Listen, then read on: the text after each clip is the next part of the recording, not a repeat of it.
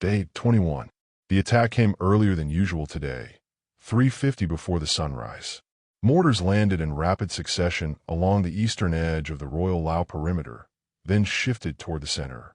The rhythm was disciplined, almost mechanical with no wasted rounds.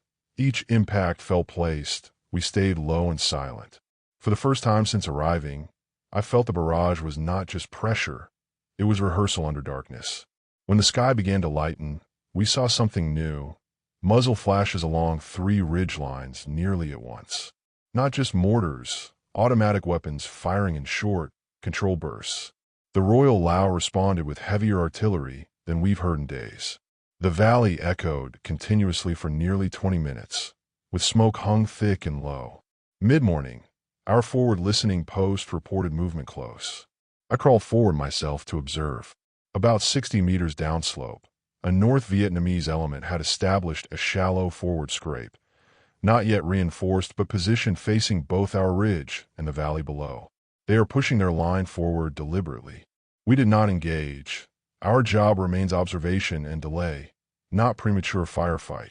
Around noon, Royal Lao aircraft appeared overhead for the first time in 2 days.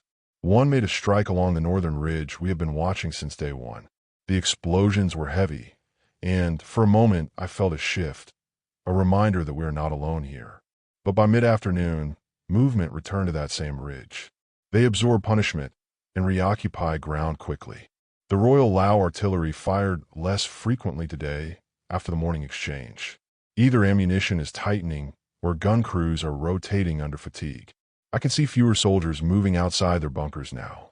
The valley posture is defensive in every sense. Late in the afternoon, 2 mortar rounds landed close enough to our western trench that dirt collapsed part of the wall. No injuries, and we reinforced immediately. They are bracketing our ridge more confidently now. 21 days in, and the siege has crossed another threshold. The enemy is no longer only building depth. They are pressing their perimeter inward with forward scrapes. The ring is no longer distant. It is touching us. Tonight the jungle is restless. Not chaotic, not loud, but active. We still hold the ridge, and the Royal Lao still hold the valley, but the space between us and the enemy is shrinking. Day 22. The mortars did not wait for dawn today. They began just after midnight. The first impact struck the southern edge of the valley, followed quickly by rounds landing closer to the Royal Lao artillery pits. The pattern was tighter than before, less wandering, more precision. It lasted perhaps 10 minutes, then stopped abruptly.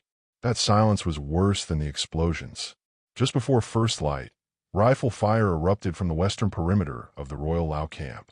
Automatic fire rolled in steady bursts. I could hear shouted commands carried faintly upward by the wind. For several minutes, it sounded like the line below was under real pressure. Then the artillery fired, heavy and continuous for nearly 15 minutes. The valley shook under the outgoing fire. When it stopped, smoke drifted slowly upward and hung between the ridges. At sunrise, visibility was clear. From our ridge, I could see something new along the northern slopes. Movement in larger groups than before. Not running, not charging, but repositioning. Sections of men shifting under cover of trenches we have watched them build for 3 weeks. They are rehearsing sector-to-sector movement under live fire.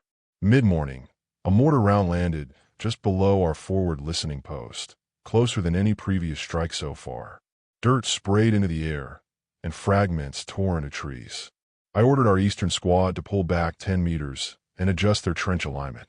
Around noon, we heard heavier detonations again, deeper concussions echoing from the northern ridge, followed seconds later by explosions near the Royal Lao artillery positions.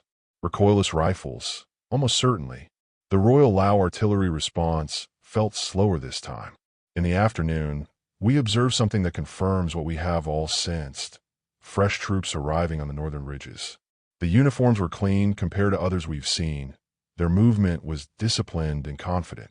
My men are steadier than ever, but no one mistakes what is happening.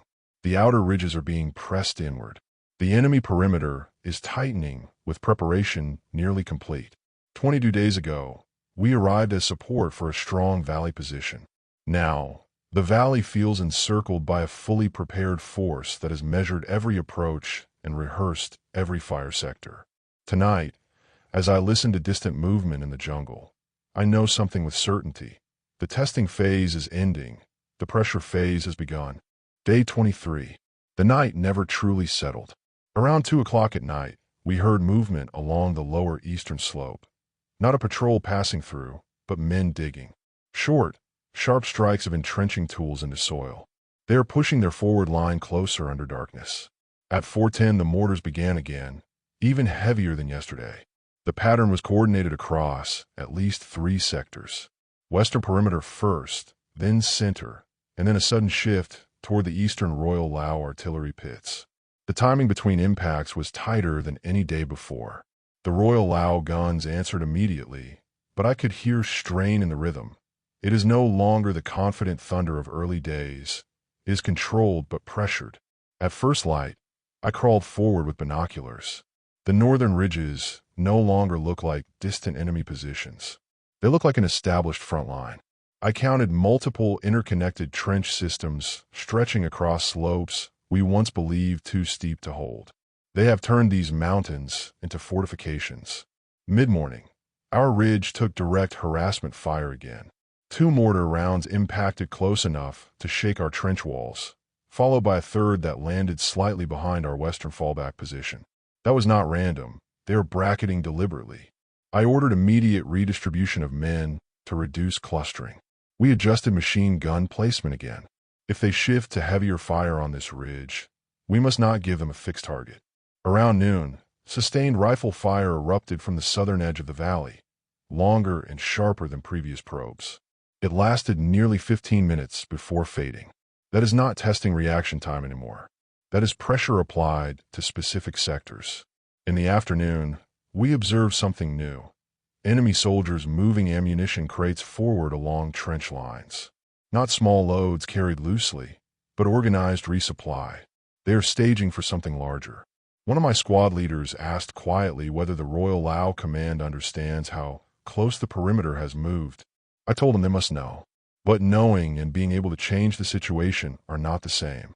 Late in the day, cloud cover returned, low and heavy. Air support was absent, and without aircraft overhead, the enemy moves more confidently. 23 days in, and the valley no longer feels simply surrounded. It feels compressed. The distance between our ridge and their forward line is shrinking with each night's digging. Mortars are more accurate, with heavier weapons, striking more confidently. The siege is no longer forming. It is tightening. And when a siege tightens enough, it does not remain a siege. It becomes an assault waiting for its signal. Day 24. The attack pattern changed again today. At 3:30 before sunrise, the mortars began, but instead of concentrating on the valley floor, several rounds landed along the lower ridges. Not just ours, but sectors east and west as well. They are widening their suppression, softening the high ground before committing anything larger. 2 rounds landed close enough to our forward trench that soil collapsed inward. One man suffered minor cuts from fragments, nothing serious, but shook the younger ones. They are no longer guessing our elevation. They have it. We held fire. We always hold fire unless forced. At first light, the valley looked different. Smoke from the night barrage still lingered. I noticed fewer men exposed near the artillery pits. Movement now happens only between reinforced positions. The posture below is fully defensive. Mid-morning, we observed multiple North Vietnamese elements moving in coordination across 3 ridges. They are rehearsing assault synchronization. This is not harassment anymore. Around noon, we heard heavier detonations again, unmistakably recoilless rifle fire. Seconds later, explosions erupted near the Royal Lao artillery sector. This time I saw debris thrown higher than before. The response from the valley guns was slower and shorter in duration. They're being pressured. In the afternoon, one of our western listening posts reported enemy voices closer than ever before. When I moved forward to observe, I could see a newly dug forward scrape, perhaps 35 meters below our position. They are within short assault distance now. We repositioned again, deepening fallback trenches and marking silent hand signals for emergency withdrawal under mortar fire. No one speaks of retreat openly, but preparation for it is understood. The men are steady, but something has shifted inside them. The early uncertainty is gone. Now there is clarity. We are holding a shrinking line. Day 25. The mortars came in waves today. The first wave struck just before dawn, concentrated, disciplined, landing along the western and central sectors of the valley. The second wave came 20 minutes later, shifting slightly east. This was not harassment. It was time suppression. Between the two waves, I heard sustained, automatic fire from below. Not scattered bursts, organized defensive fire. The Royal Lao line is being tested more aggressively now. At first light, the fog hung low but thinner than previous days. Through it, I could see something new along the northern ridge, sandbag parapets above trench lines. Sandbags mean they expect return fire to be accurate. It also means they intend to hold these positions under heavy bombardment. Mid-morning, our ridge took 3 rounds in closer succession than ever before. One landed just below our primary trench, sending fragments over the lip. Another struck near our western fallback path. That was not random bracketing. That was adjustment. They have dialed in our elevation. I ordered immediate dispersion of positions, widening spacing between squads, and shifting the machine gun farther back under thicker cover. We will not give them a cluster target. Around noon, we observed a larger enemy element moving under trench cover, at least 50 men across 2 ridge lines. Some carried ammunition boxes. Others carried heavier tubes. More mortars, perhaps, or replacement parts for recoilless rifles. In the afternoon, a single Royal Lao T-28 aircraft appeared overhead and released ordnance along a northern slope we've watched since the beginning. The explosions were heavy and precise. For a brief moment, I saw bodies moving more quickly than usual, scrambling to reoccupy cover. But by late afternoon, movement resumed in organized fashion. The Royal Lao artillery fired sporadically today, less sustained, whether due to ammunition limits or fatigue, I cannot say. But the difference is noticeable. 25 days in, and the character of this siege has changed. The enemy perimeter is no longer expanding. It is consolidating. Forward scrapes are now within short assault distance of our ridge. Mortars bracket our elevation confidently. Heavy weapons strike deeper into the valley. The space between us and the enemy is no longer measured in long rifle shots. It is measured in sprinting distance now, and that changes everything. Day 26. The mortars started before dawn again, but this time the rhythm was different. Short, violent bursts, 5 or 6 rounds, then silence, then another burst in a different sector. It felt like they were probing reactions under darkness, watching how quickly the Royal Lao artillery responded, and from where. Our ridge did not take direct fire during the first wave, but the explosions below shook the valley hard enough that dust drifted up even to our elevation. At first light, visibility was clear and cold. I scanned the northern ridges carefully and saw something that confirms what we have sensed for days.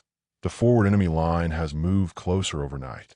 Their trench network now reaches a contour that was empty just a week ago. They are no longer content with distant dominance. They are tightening the noose. Mid-morning, we experienced our closest call yet. A mortar round landed directly downslope from our primary trench, perhaps 20 meters below. The concussion was sharp, fragments snapping through branches. One man suffered a shallow cut on his forearm. No serious injury, but the margin is shrinking. They have nearly perfected the range.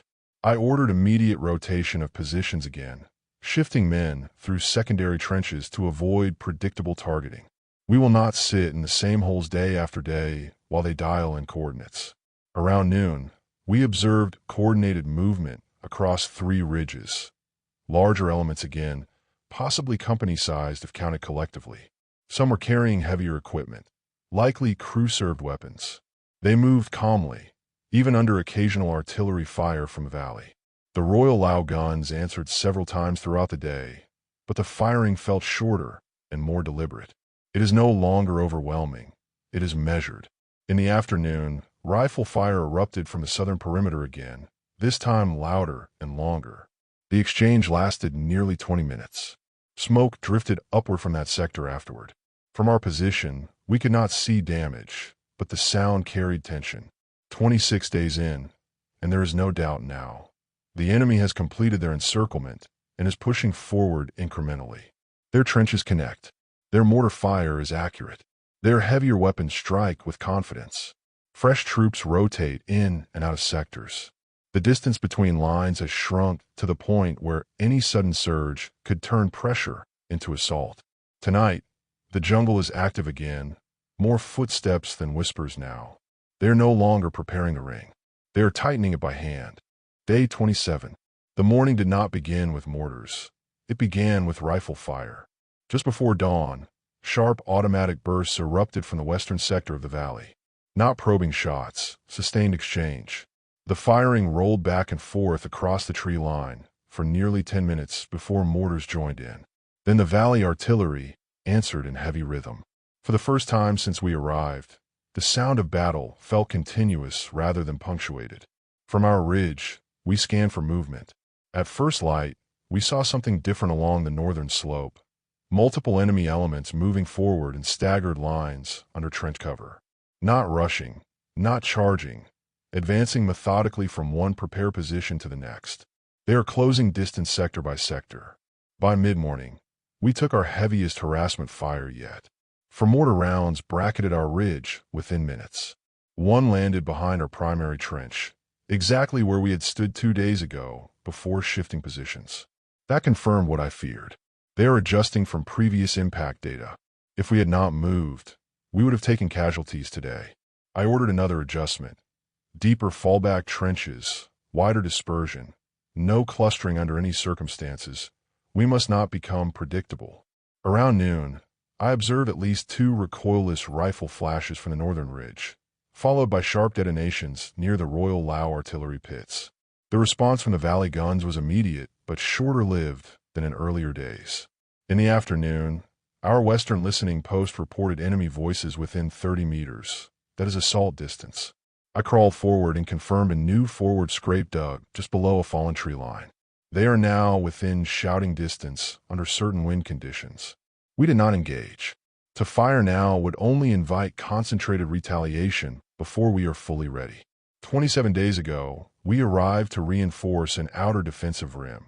Now the rim is nearly contested at close range. Day 28. The night was colder than usual. The mortars began shortly after 2 o'clock at night. Not in one long barrage, but in disciplined clusters. 3 or 4 rounds, pause, then another cluster in a different sector. It felt calculated, like they were keeping the valley awake, draining sleep more than destroying positions. By dawn, smoke hung low and gray across the valley floor. I could see men moving quickly between bunkers, heads low, no one lingering outside. The Royal Lao camp now behaves like a fully besieged position. By mid-morning, we experienced something new. Coordinated small arms fire directed toward our ridge. Not random probing. Short bursts aimed along the tree line where they suspect we are dug in. Rounds snap through branches above us. They are testing suppression fire before committing infantry closer. If we answer too early, they will bring mortars immediately. Around 9:30, 2 mortar rounds impacted just east of our forward trench. One detonated close enough that fragments struck the parapet. Dirt fell inward. No casualties, but the blast felt deliberate, adjusted. They are confident in their range now. At midday, we observed larger enemy elements again. At least 60 men across multiple ridges, rotating positions and shifting equipment forward. I saw more ammunition crates than rifles among them. That tells me stockpiling continues. They are building toward something decisive. The Royal Lao artillery fired intermittently throughout the afternoon, but not with the overwhelming volume of earlier weeks. Late in the day, our western listening post reported digging sounds directly below their position, within perhaps 25 meters. The enemy is creeping forward trench by trench under darkness and cover. 28 days in, and the distance between lines has shrunk to almost nothing. Tonight, there is movement everywhere, boots shifting in soil, equipment scraping rock, low voices carried in pieces by the wind. It no longer feels like a siege building.